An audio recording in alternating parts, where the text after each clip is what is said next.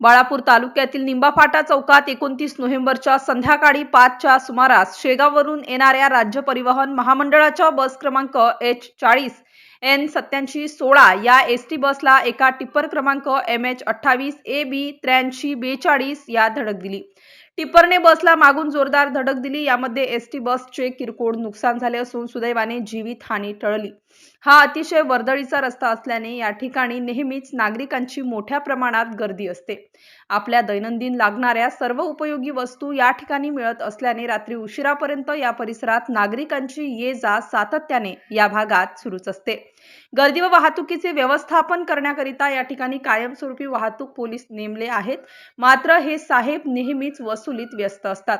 त्यामुळे या ठिकाणी वाहतूक व्यवस्थेचे 3-13 वाजल्याचा आरोप स्थानिक नागरिक करीत आहेत। या ठिकाणाहून अवैध रेती वाहतूक करणारे टिप्पर जोरजोराने धावतात। त्यामुळे चौक पार करताना जीव मुठीत घेऊन जावे लागत असल्याची भीषण परिस्थिती येथे निर्माण झाली आहे।